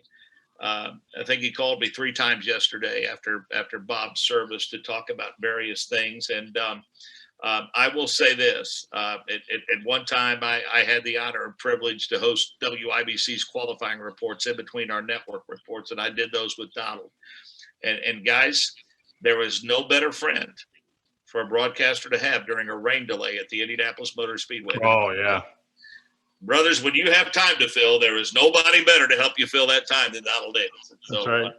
There are many things about him, but that's one of them for sure.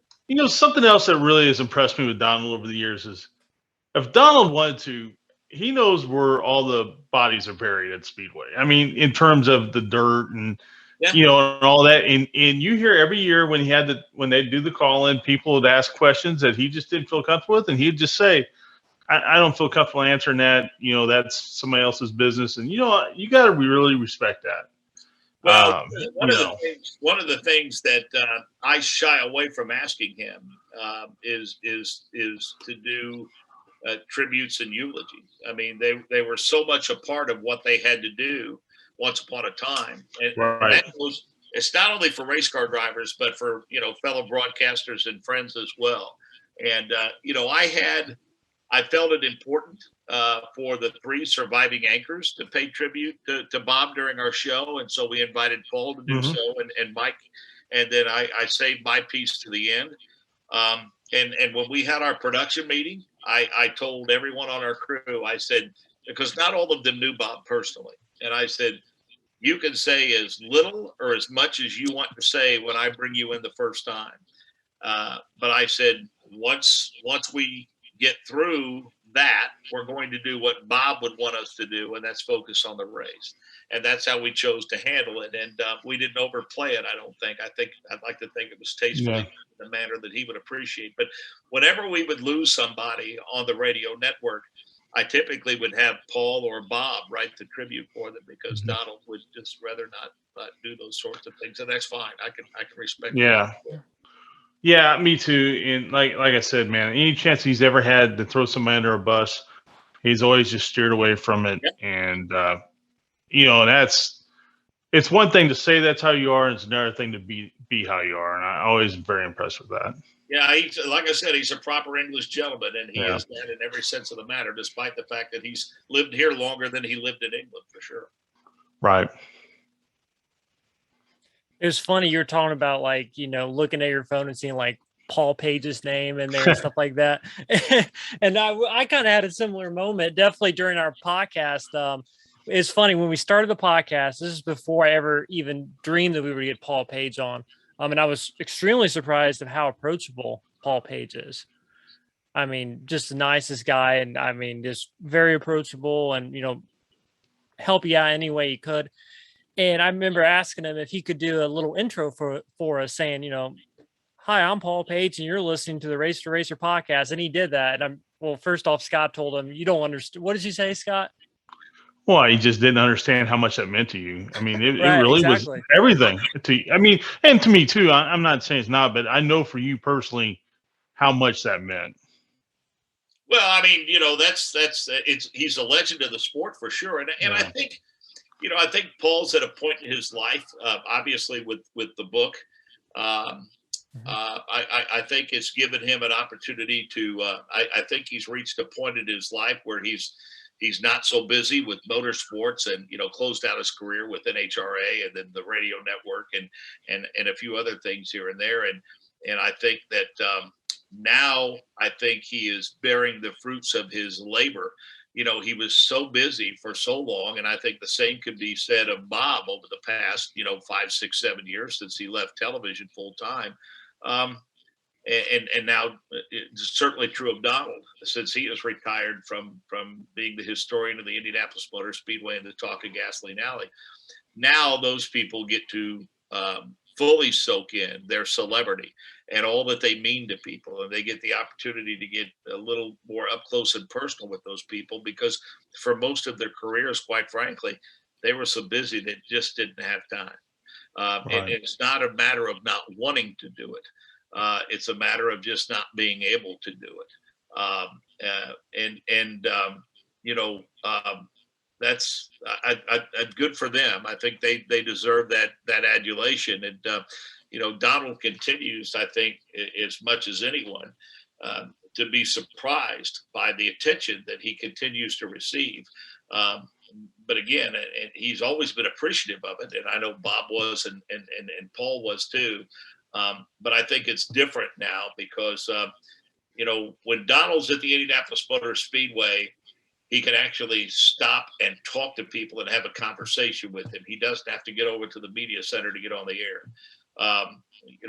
When Bob was able to, over the past several years, go to Winchester on a Saturday night and walk through the pits and visit with all the drivers and the teams and the fans, and able to do some guest PAs duties at Salem and places like that. Same thing with Paul. I mean, Paul is to the point to where, if I had a classmate of mine that is affiliated with an architectural group here in Indianapolis, and they had used Donald for a number of years to speak at their event in one of the chalets at the Speedway. And so since Donald retired, he wasn't doing that anymore. So Brian Denny is his name. He called me and asked me if I would be available to do it. Well, that was the day where we had practice and qualifying for the GP. And so, I reached out to Paul and I said, hey, would you be interested in helping these guys out? And when I called Brian Denny back and told him, he didn't have to settle for a hack like me. He was getting a legend like Paul Page. And he was over the moon thrilled with that. And Paul was just magnificent. He spoke for about 45 minutes and they gave Paul a chance to sell a few books, which made him even happier. And he did exactly what you would expect Paul Page to do. Just he reaffirmed in that 45 minutes why he's one of the greats of all time. As you move through the sport, and of course you're a lot different than the the TV personalities, because you really have a distance, especially you're in the booth, you're not near the drivers as much. Do you have you ever had a good friendship with any of the drivers, or has that just always been like a working relationship? It's an interesting question. I had, in the early days of the IRL, started to develop, I would say, beyond a business relationship with a couple of drivers. And I won't get into exactly who, but there was one that had a pretty serious mishap. And it was they survived, but it was very, very difficult for me to deal with that. And so, I made the decision at that time that by and large, I would keep it business-like. Now, That's not to say that it stayed that way because of circumstances. I count Pippa Mann as a friend because, she was our driver analyst for years, and I provided her with that opportunity and was happy to do so. Zach Veach is another one. Zach, his career stalled a little bit after Indy Lights, and Zach worked as a pit reporter with us, for heaven's sake. And great, he was great at it. Yeah, he did a nice job. And I noticed the first time I ever had Zach in the booth for an Indy Lights race, I mean, he understood the mechanics of what we do and how we do it, and I was just blown away by him. And I'll say this, when I'm honored by the fact that when he put the Gamebridge deal together, he said that I was the fourth person that he called, and it's was first, and I was honored by that. And so, that next year when he got his top 5 at Long Beach, after the broadcast was over, I walked back to the paddock and I said, "Is there anybody on the truck?" And he said, "No." And I said, "Well, let's go." And so I walked him up the truck, I shut the door, and I hugged him and congratulated him. I wasn't going to do that in front of everybody because I'm pretty mindful about. I don't know sure. journalistic integrity anymore, but I try to hold on to it. Anders Krohn's another one. Anders had retired from driving essentially by the time that we first employed him, but I knew he was something special. I've had conversations with a few of them here and there from time to time, but I guess by and large, I'm in a position now to where I don't really get the opportunity. I would say he's not a driver, but I'm very, very close to Team Penske General Manager Kyle Moyer. Kyle and I graduated from Monrovia together with Todd and Gary Bettenhausen. Oh, wow. Gary Bettenhausen is responsible for getting Kyle into motorsports as a sophomore. And so, I enjoy that relationship a great deal. Kyle had a tremendous amount of success with Gallus Racing, was part of Little Al's crew in 92, was a crew chief when Villeneuve won it in 95, and has been part of countless 500 wins with Andretti and now with Penske. And so I'm really thrilled for him because he did it the old fashioned way. But now I think by and large drivers in this day and age see you as part of the business, part of the job. It's not that they're mean or rude or disrespectful. And some might be interested in moving, a friendship and a relationship forward. And I know there's guys in the media that trade text messages with them and things of that nature, but that's never been something that I've been big on for a number of reasons. So. Sure. Yeah. And Aaron mentioned this when we did a lead into our show that's going to be released tomorrow. And he was talking about AJ Allmendinger, and one of the first things he talking about was he mentioned Bob, and he also mentioned Robin Miller. Right. Yeah. And like we were talking about, that's pretty mindful, because in the position that AJ was in, a million things are going through your head, and especially what that place means to him. And for him to just stop for a moment and remember Bob and acknowledge Robin, that says a lot for the guy. Well, I mean, and let's not forget too, one of the things that struck me is that every media member that asked AJ Allmendinger about that win, he spent a very small amount of time talking about what it meant to him, and a lot of time talking about what it meant to the race team. Colin, yeah, absolutely. My dear friend Matt English was a longtime basketball coach and athletic director in Beech Grove. Matt tragically passed away of brain cancer at the age of 47 a few years ago. He's stricken with it 3 times in 7 years. And Matt, he lived with everything he did and how he did it with his basketball program and his athletic program. His slogan was "We before me," and he did that with everything that in his power. Every way that he lived was "We before me." And whenever I hear someone respond to their success the way AJ Allmendinger did, I think, boy, Coach English is smiling from up above. That's exactly the kind of mindset that I think is a true indication of what kind of character a person possesses. Yeah, I couldn't agree more. Yeah. Aaron, you got anything? Yeah, I was just going to ask. So, if you had to pick one race, what would you say? Do you have a favorite race that you've called? Like, if you just had to pick one race? Well, I tell you, in the early days when it was an all oval series, Mike King and I had about as much fun as two guys have ever had doing anything, I think, calling those races. And we owe most of our thanks to Sam Hornish Jr. with what he was able to do on ovals in those days. I mean, how many races he won coming off the high side at those 1.5-mile ovals. I always said that I thought 2006 was the highlight, the Andretti Hornish duel. But boys, I tell you, I've gone back and I've listened to it a number of times, and I'd have to say the one that we did a couple of months ago has moved to the top rung on the ladder with me. I don't say this very often, but it's been said that if it's true, it's not bragging, and I really think those last handful of laps, those last 10 laps with the four of us, with the four of the guys in the turns and myself, I think I will say that's as good as we have ever sounded. I don't think that I don't think it'll match. Have this, maybe it won't have the staying power or be viewed in the same way as 82 or 92, but I'd like to think that maybe it's part of the conversation now. That's how proud I am of it, quite frankly. And if you know me well, I don't say things like that very often.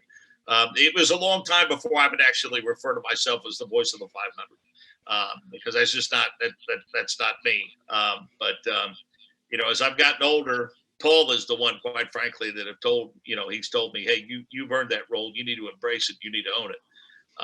And he's the one that's pushed me to start identifying myself in that manner more, and I appreciate him for doing that. But no, I don't, and I think it was extra special for me because I've had the chance to call all four of his wins, and you don't get an opportunity to do that very often. Yeah. I was in turn 3 for 15 years, and to have a chance to call all four of his wins is special to me. I've had audience with him a couple of times. I hosted the kickoff luncheon at Long Beach a couple of years ago. There were 8 of us seated at the table, and he was seated at our table. And before Elio Castro-Neves ever sat down, he walked around that table and shook the hand of every person there and introduced himself as if we didn't know who he was. And then 2 years ago, Michael Young and I emceed the Christmas dinner for the IndyCar AMR safety crew at the Dallara factory in downtown Speedway. And Elio Castro-Neves was the guest of honor, and they had a racing simulator there. And he stayed there until everyone who wanted to race him got to race him. And he stayed there until everyone got an autograph signed and a picture taken. And again, much like AJ Allmendinger, what you see with Elio Castro-Neves is what you get. He doesn't turn anything on for the camera, folks. Trust me. And so, yeah, I would say, taking too long to answer your question, I would put this one this past May at the top of the list in terms of my fondest memories of being part of that network. Yeah, I was at the race. I didn't hear the call at that time. I listened to it later, and it's just amazing. And to see a 4-time winner, and for it to be Halio, I don't think it could have been a better person. And then the amount of people that stayed after the race, I have never seen that many people stay after the race to watch him, running the front straightaway and climbing the fence and shaking hands, and then everybody waited till the pace car come around. And it's one of those weird things where this country and this world's been through so much in the last year, and for one moment, all was all right. One more time. I think that's what added so much to it. I said, I've said, first and foremost, you had a guy that, quite frankly, a year ago wondered if he would ever get a shot at that again.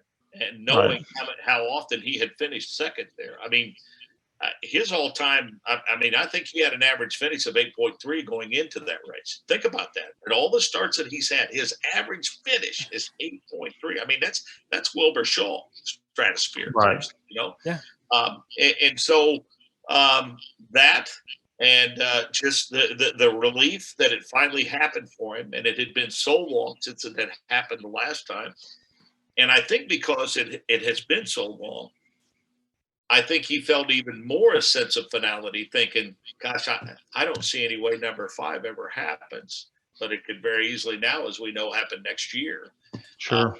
But I think because of the fact, one of the reasons why people stayed as much as anything was the fact that it had been so long since any of them had been there, and they just didn't want to leave because of how much that place means to them. And I've said before, the best script writers in Hollywood, and these days there aren't many. No. Best script writers in Hollywood could not have written that any better, for sure. And it was. I hope that you could get the emotion that we all felt and the euphoria that we all felt in that moment. And people have asked, Nick Yeoman, I'm sure, when I threw it to him, and he goes, when he said Foyt, Unser, Mears, and maybe Castro Neves, and they've asked me about the line, and then there were 4. They have said, do you guys have that stuff scripted? And no, none of us scripted. Now, I will say this. Some of my pre-race stuff is scripted. Maybe when they came to me for the first time in the turns for years, maybe I scripted some of that stuff. But other than that, as a guy who's done play-by-play in all forms of sports for a number of years, you're really asking for trouble if you have some preconceived notion how things are going to turn out, because then you're not ready if something extraordinary like that happens.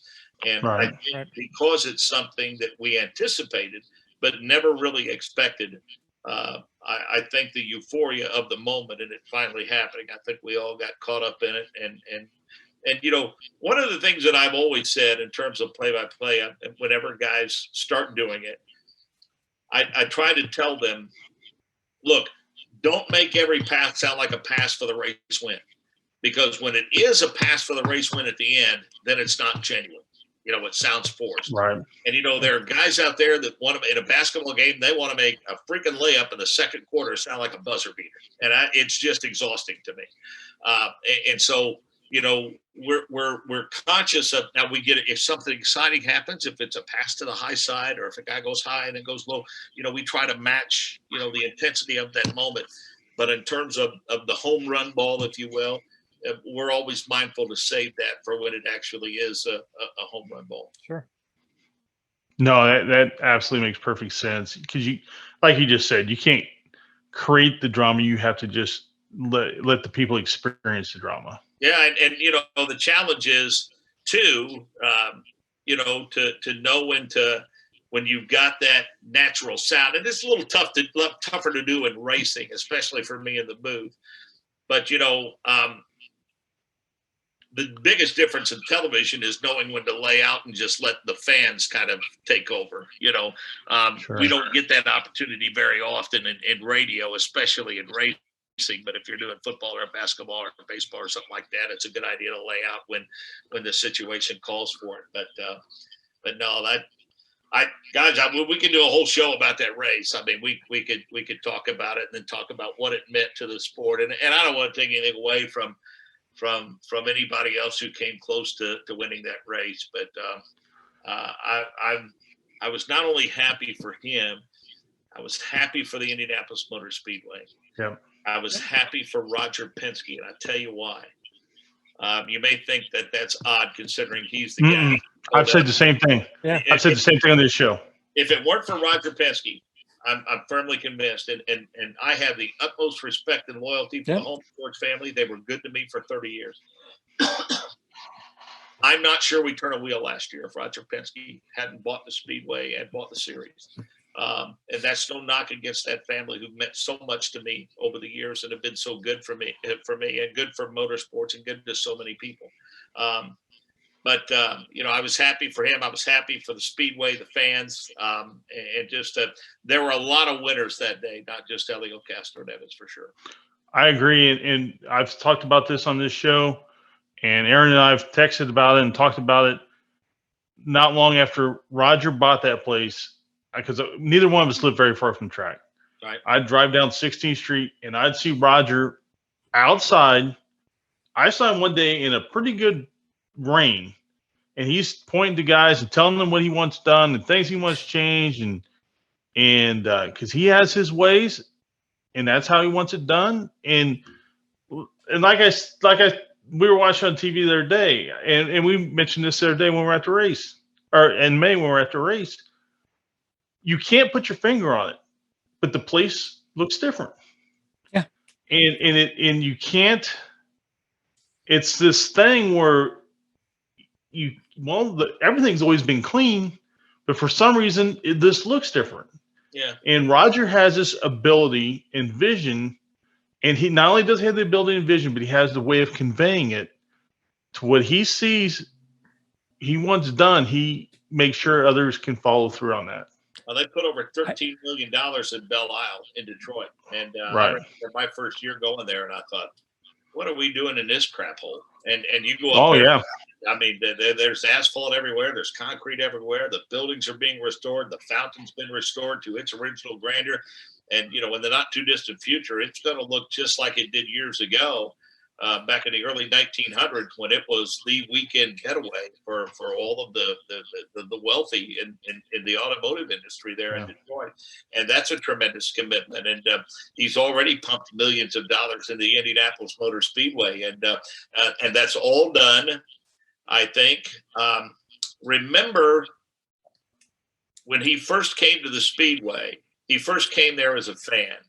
Yep. And he makes a lot of good sound business decisions. He makes a lot of decisions for the benefit of the drivers of the series. I think what drives him as much as anything is making decisions that are always going to enhance the fan experience, for sure. And that's something you have to respect. A brief story about what makes Roger Penske so special among the many things is that a gentleman that used to do hospitality for them once upon a time told me that they were getting ready to leave Charlotte. They were headed to a race. And before they left the ground, Roger asked the pilot to hold on so he could make a phone call. And he was calling his car dealership in Scottsdale, Arizona, to ask the service manager how his wife was doing, because he knew the guy's wife had a hysterectomy. And he was just calling to make sure that she was doing okay and feeling okay, and ask him if he needed anything at all. Just let him know, and they'd take care of it. And that's just a small glimpse of the greater man that Roger Penske is. I agree. And, I want to say something here, and not in defense of Tony George, because in no way are either any of us saying anything about the Holland George family. But we in an episode we have coming up, Ed Carpenter was on, and he shared with us a story about he and Tony were running the stairs at the Speedway. In the grandstands, right? Yeah. Grandstands. Yep. And one of the yellow shirts, not recognizing who Tony was, asked him not to do that because, you're not allowed to do that. And Tony just said, "Oh, I'm sorry, we shouldn't be here." And he just left. And Ed said to him, "Well, why didn't you just tell him who we were?" Because Ed was younger, obviously. And he goes, "That man was just trying to do his job. And if I don't let him do his job now, he may not do his job later."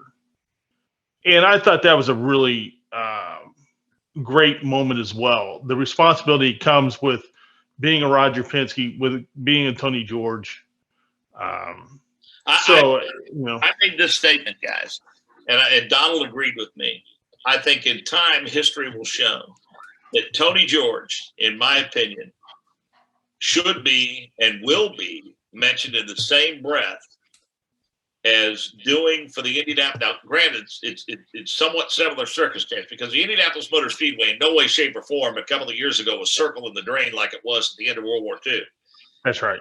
I still believe that him being able to convince Roger to buy the Speedway is almost as significant as when Wilbur Shaw convinced Tony Holman to buy it. Yeah, I agree. I couldn't agree with that more. Like that before. Yeah, absolutely. Yeah.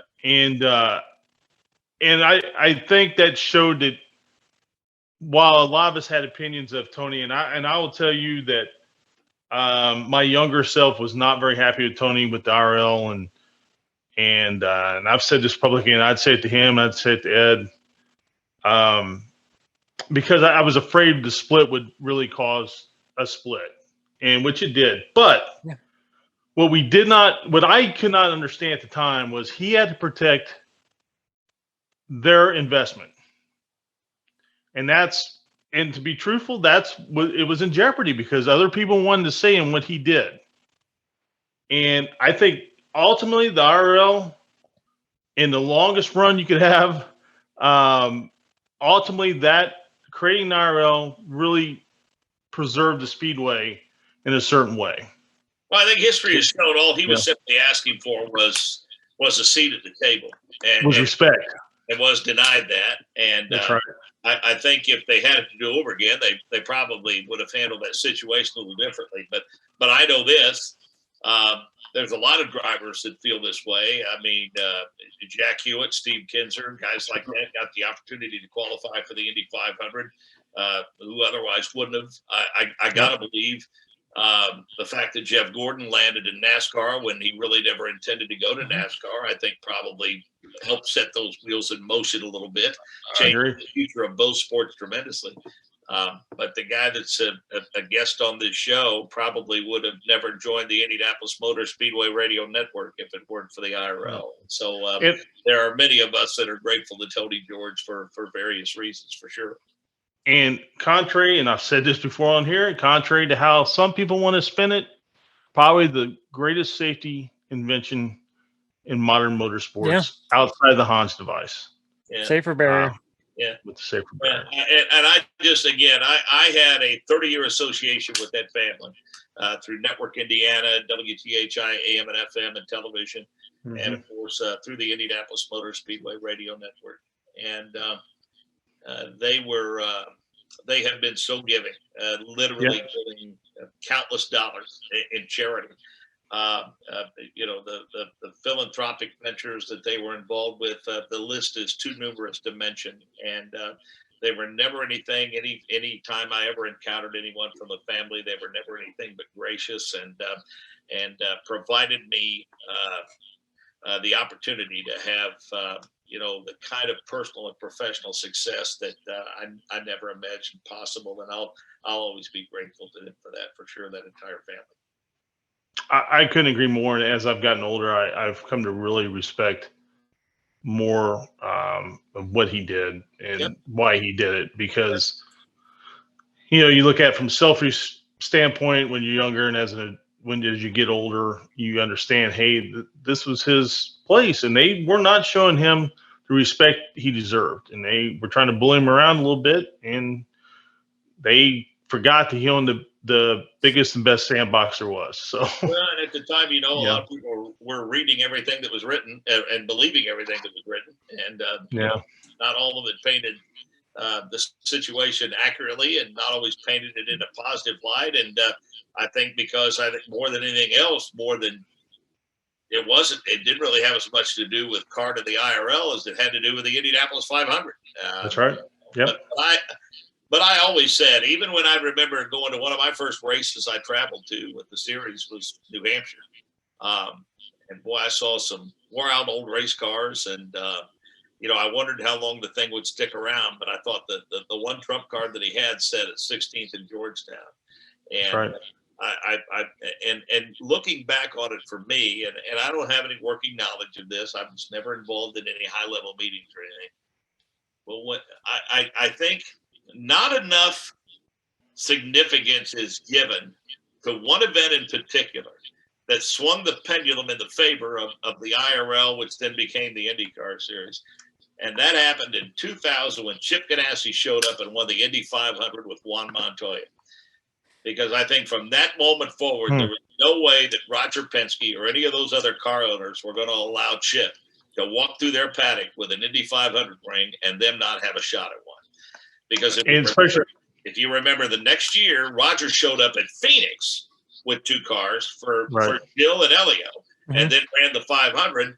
Roger then won 3 in a row, and by that time, Michael's looking at this saying, "Hey, wait a minute," And so the rest, as they say, is history. But I think I'll always point the race that I think swung the pendulum in the other direction, in my opinion. And if you don't think it's the right one, I'm okay with that. But I don't know that enough significance is placed on that 2000 win by Montoya. I think you're right. I had never thought of that before, but I think you're right because, man, there's one thing them guys don't like, and that's getting outdone by each other. That's right. And there's always been a healthy rivalry between Chip and Roger for sure. Right. That's right. Well, Aaron, do you have any last questions for Mark? Because we could literally talk to you for hours and hours and hours. But hopefully, when the season ends and things calm down a little bit, you can come back on and we can definitely discuss more things, maybe how the season went or something like that. But Aaron, you got anything for him?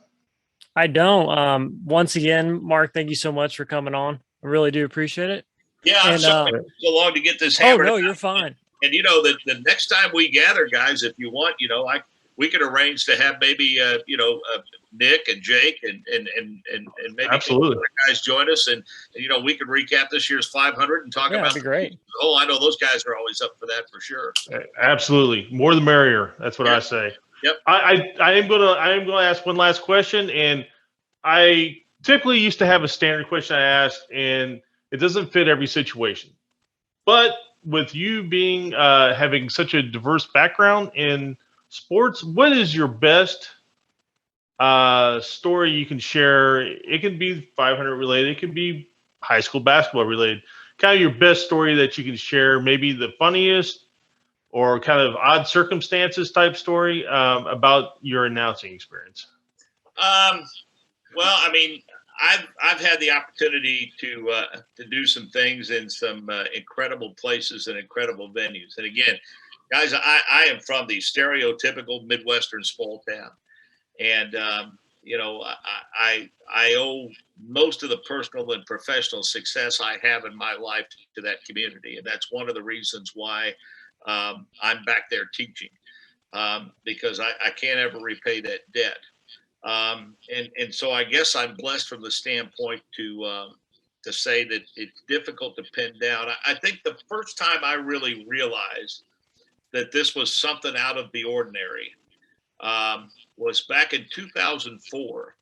Honda paid for Mike King and I to go to Japan, and they wanted us, in addition to us doing our race broadcast, they wanted for practice and qualifying Mike and I to be the English PA feed at Twin Ring Motegi. Oh, wow. And so we flew from Indy to Atlanta and Atlanta to Narita. We get off the plane. We have a driver and an interpreter with us. And we get into to a BMW and we drive. We're going into Tokyo, and we're going to stay at the Shinagawa Prince Hotel. And so we stop at a rest area on the outskirts of Tokyo. And Mike and I are standing there leaning against the car, waiting on the driver to come back. And these are two guys that are broadcasters in Terre Haute, Indiana. And, Mike came, from North Carolina, Virginia area, very humble beginnings like me. And we're looking at each other thinking, we're in Tokyo, freaking Japan, and somebody's paying us to be here. This is crazy. And the guys, even 20 some odd years later, I don't care if we're in Newton, Iowa, Birmingham, Alabama. There are mornings that I get up in the hotel and I put my feet on the floor and get ready to go to the racetrack. And I still, 26 years later, laugh, and I think I'm one of the luckiest SOBs in the world. I really am. And, I've been able to share my travels with my family.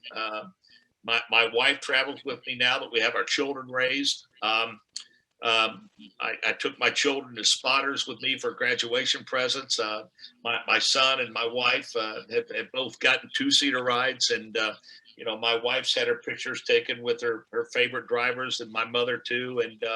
And now I have grandchildren that are old enough to start to grasp the fact that they hear Papa on the radio from time to time. Oh, wow. So, I guess the people in my life who've been a big part of my life for so long, and my family who've been so incredibly supportive, to have the opportunity to share my success with them, I think is probably the coolest thing about this job, no doubt. Oh, I can't. Yeah. I went racing for years and years with my family, and I know as my mom got more and more elderly and my dad got more elderly and they couldn't go, it was a big difference. Yep. And so I can identify somewhat what you're talking about, and I just think that's so great, because those moments, and I don't know what it is. There's something about traveling as a family and the racing thing kind of thrown in, and they're the best. Oh, hey, for listen, me. My mom went to the 500 with me a couple of weeks after I had lost my father. This was about 12 years ago. And so at the time, Kyle Moyer, who I mentioned earlier, was the president of Andretti Autosport. So I took her back to Gasoline Alley, and we were standing in the garage, and Kyle and I were talking, and that was one of the years when the late John Andretti had driven for them with support from Richard Petty.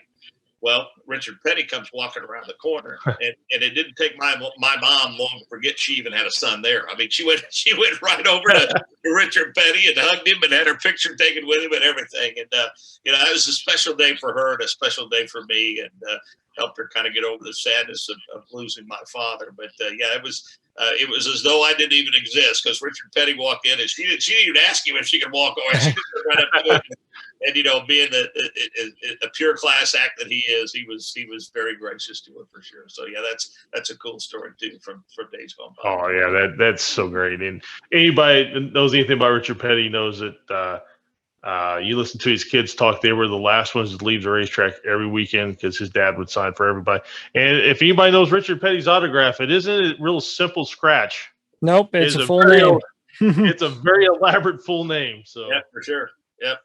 One thing, sorry, no, I was going to say one thing me and Scott have always talked about is me and Scott kind of come from different aspects of racing. He comes from more of like the competitor side. His family's been involved with racing longer than I've been alive. And I come from more of the fan side. Me and my dad, I've been going to IndyCar racing since I was probably 10 years old. I mean, we'd always go to Mid-Ohio, Kentucky, when Kentucky was a thing. Hopefully, I don't think IndyCar will be back there, but hopefully they do. Amen. And that was kind of the cool thing with doing the podcast. And this was kind of like my way to really kind of get involved with the sport more than being just kind of from the fan side. Sure, yeah. So yeah.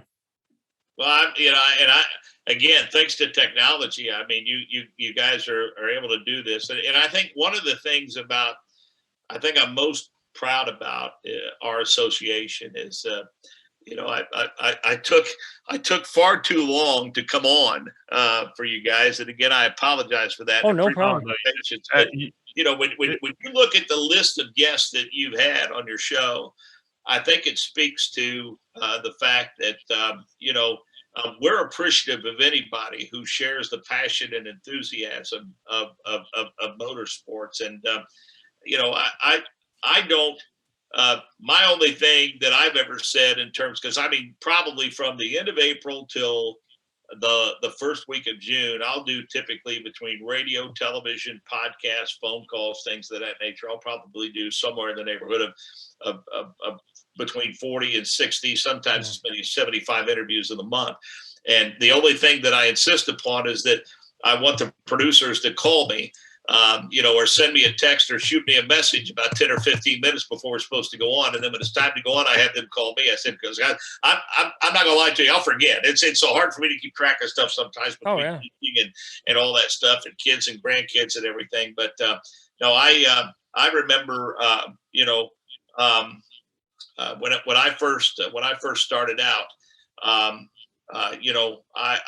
had a lot of help along the way, and but I'll still say the most gracious people and the most cooperative people and the most willing people are people in motorsports.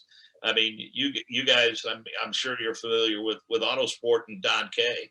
Yeah. I mean, Don's had the governor of the state of Indiana on his show. Yeah, I remember that. How much reverence the governor has for motorsports, for God's sakes. And, you guys, the fact that you guys have had the guests that you had, and you think enough to invite a guy like me, I mean, I'm truly humbled by that. I appreciate that. I mean, with the list of guests that you've had, you almost have. I'm now the guy that maybe doesn't belong on that. I mean, you mentioned David Hobbs, for God's sake. What a legend in motorsports, and I'm sure that David was as gracious to you guys as he's been to anybody. And that was a good one too. He's just sitting on the front porch of his house waving at people, and people are honking. People honking at him. That's great. Yeah, we're gonna have him back on actually, and he sent me an email and said, whenever you guys want to have me back on, just let me know. Well, and I wish you continued success, and I know this is a labor of love for you, and and this is the format that I appreciate the most. I really do. I mean, it's not there are no bright lights. Sometimes the light is too low, like it was when we first started the interview, and I texted my wife and asked her to come in and turn the light on to get the glare off of my face. So anyway, but no, this is the format that I really enjoy the most, and I really wish, in looking behind you there, I really wish it was a little more obvious that you were a race fan with what you did. I know you, and you can't actually see the rest of my room. I mean, Aaron, you need to kind of let people know what your mindset is, what you're interested in, Aaron. You shouldn't hide that. Well, it's so funny. This is my office, so I work from here too. So I work from home. So the funny part is he's got all that stuff in there, and I've been in racing for all these years, and you just see a blank wall behind me. Well, I had a full basement full of stuff. For years we used to get the crystal and stuff from the Speedway every year for Christmas. Mm-hmm. Yeah, I've got some of that too. Yeah, I gave all that to my son, and like I said, we downsized into a single-story condo. And I think in my utility room, I've got a wall space that's about 4 feet wide that goes from top to bottom, and that's what I condensed everything down to. So I don't have anything as elaborate as that anymore, for sure. So I'm a little envious that you still have the space for all that stuff. You got a pretty cool collection there. You know what's funny is, as I've had so many great things, and I do have a great small collection of stuff, but the stuff that the older I've gotten, the stuff that means the most to me, and a lot of it I can't put on the wall, is just the time with my family, the racing I did with my brother, my dad. Boy, you just can't get those days back. Yeah. And I said, in the early days when we used to travel 13, 14 guys with John Royer and Tom Alibrandi, and a lot of these names won't mean a lot to folks because they were on the production side, the engineering side, but Mike and Gary and the late Larry Rice, and I mentioned Doug Rice and Brent McMillan and those guys. Dave Calabro traveled with us from time to time. I can remember Vince Welch and I driving all over New Hampshire looking for a hotel, and once we found it, we were almost sorry we did because it was such a dump. But we the Paugus Bay Motor Lodge, folks, in Lake Winnipesaukee, New Hampshire. I'll never forget it as long as I live. Have I really hit the big time? I mean, if we really done well here. Welcome to the show, kid. Yeah, but it's those times and those relationships and those stories that some of us who are still there laugh about and tell. And there's an old saying, I wish when I was in the middle of the good old days that someone would have whispered in my ear. I heard Michael Andretti said that to Tony Kanaan back in the days of the AGR Super Team with the late Dan Weldon and Dario and Herta and TK. He said I think it was that year when they had the top 4, maybe at St. Pete. And he said he remembered Tony saying to him, actually, he said, you know, we probably ought to soak this in because this ain't going to last forever. And I think they both referenced that from time to time over the years. Not that we don't have a good life now, for sure we do. Right. We have a very good life, but there are times that you certainly, you know, when you're alone and you have a chance to reflect on all that you've done and all that you've accomplished. I'm happy to say it's a pretty cool movie running through your head for sure. Yeah, for me, it's always been the relationships, and it's been the connections I've made and the friendships I've had, the friendships I've lost. You know, some of them I lament to this day, and but you know, like you say, you know, you got the memories and you got the stories, and I won't say who, but I told that to somebody one time when his kid first started running, and he ran Eldor, and he actually became a really great race car driver. And I said, just remember, at the end of the day, all we got left is stories. Yeah. When it's all over. Yep. You know, and fortunately that came true a little quicker than we thought it would. But anyway, it's just like you said, it's the relationships, and it's the great times, and you can't put that on a wall. It's just, you know, but anyway. For sure. Well put. We're talking we're talking about collections and stuff. I'm not married. So this may be the difference between not being married and being married.